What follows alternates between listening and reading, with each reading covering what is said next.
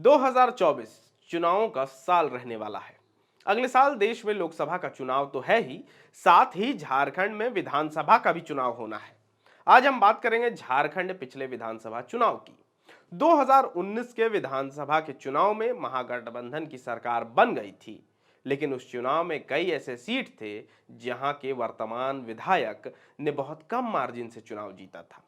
आने वाले चुनाव में ये सीट सबकी नजर में रहेंगे। जिस पार्टी के प्रत्याशी इतने कम मार्जिन से हारे हैं, वो भी अपनी हार को जीत में तब्दील करने की कोशिश करेंगे। अब आपको बताते हैं झारखंड के पिछले विधानसभा में वो 5 प्रत्याशी कौन थे जो सबसे कम वोट से चुनाव जीते थे। सबसे पहले इसमें नाम आता है सिमडेगा के कांग्रेस विधायक भूषण बारा का। 2019 के विधानसभा चुनाव में ये मात्र 285 वोट से जीते थे। भूषण बारा को उस चुनाव में कुल 60,651 वोट मिला था।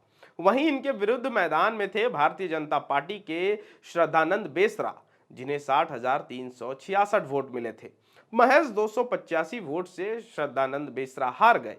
अगर जीत प्रतिशत की बात करें तो मात्र 0.19% के अंतर से जीत हार का फैसला हुआ था। इस बार भाजपा यह तैयारी में रहेगी कि इस सीट को हार से जीत में तब्दील किया जाए। इसके बाद आता है बाघमारा विधानसभा क्षेत्र, जहां से भाजपा के ढुलू महतो विधायक हैं, लेकिन पिछले चुनाव में ढुलू महतो केवल 824 वोट से अपनी सीट बचा पाए थे। 2019 में उनके विरुद्ध चुनाव में खड़े थे कांग्रेस के जलेश्वर महतो, जिन्हें 77,467 वोट मिले थे। वहीं ढुलू महतो को 78,291 वोट मिले थे। दोनों के जीत और हार का प्रतिशत अगर हम देखें तो केवल 0.46% वोट से ही जीत हार का फैसला हुआ था। ऐसे में अगले चुनाव में भाजपा को अपनी सीट बचाने में कड़ी मेहनत करनी पड़ेगी। वहीं गठबंधन भी अगले चुनाव में इस छोटे से फासले को कम कर जीत की ओर आगे बढ़ना चाहेगी। तीसरे स्थान पर है कोडरमा, जहां भाजपा से विधायक हैं डॉक्टर नीरा यादव। उन्होंने चुनाव में आरजेडी के अमिताभ कुमार को हराया तो था, लेकिन मात्र 1797 वोट से। जहां नीरा यादव को 63,675 वोट मिले थे, वहीं अमिताभ कुमार को 61,878 वोट मिले थे। 0.88% वोट से जीत हार का फैसला हुआ था।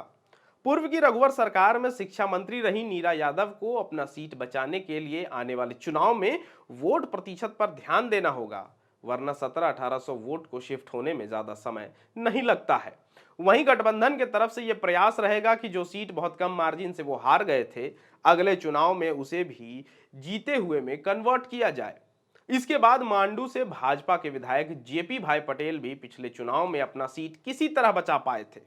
मात्र 2062 वोट के अंतर से आजसू के निर्मल महतो को हराकर वो विधायक बने थे।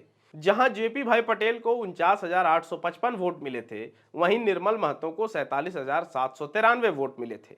दोनों के बीच हार और जीत का फासला अगर प्रतिशत में समझें तो वो था केवल 0.86%। कुछ दिन पहले तक ये खबर आ रही थी कि जेपी भाई पटेल को विपक्ष का नेता बनाया जा सकता है, लेकिन फिलहाल तो जेपी भाई पटेल को अपना जनाधार मजबूत करना पड़ेगा, वरना आने वाले चुनाव में उनको दिक्कत हो सकती है। इसके बाद जामा से जेएमएम के विधायक सीता मुर्मू का नाम आता है। सीता मुर्मू चुनाव तो जीत गईं, लेकिन मात्र 2,426 वोट के अंतर से। सीता मुर्मू के खिलाफ चुनावी मैदान में थे भारतीय जनता पार्टी के सुरेश मुर्मू, जहां सीता मुर्मू को 60,925 वोट मिले थे, वहीं सुरेश मुर्मू को 58,499 वोट मिले थे। अगर वोट प्रतिशत की बात करें तो सीता मुर्मू को 42.43% वोट मिले थे, वहीं सुरेश्वर मुर्मू को 40.74% वोट मिले थे। दोनों के वोट प्रतिशत के अंतर की बात करें तो मात्र 1.69% से ही हार जीत का फैसला हुआ था। ये वो 5 सीट थे जहां जीत हार का मार्जिन सबसे कम रहा। आगामी चुनाव में जिस भी पार्टी के प्रत्याशी इन सीटों पर लड़ेंगे, उन्हें ज्यादा ध्यान देना होगा, वरना यह सीट उनके हाथ से फिसल सकता है। इसमें 3 सीट में भाजपा कमजोर है, वहीं एक में जेएमएम कमजोर है, तो एक में कांग्रेस। पिछले चुनाव में कई और सीट ऐसे थे जिसमें जीत का मार्जिन 5,000 से कम है। ऐसे में सभी पार्टियों को ऐसी सीटों पर खासा ध्यान देना होगा। फिलहाल के लिए इतना ही। आप देख रहे थे theforcepillar.news और हमारा नाम है ऋषभ गौतम। धन्यवाद।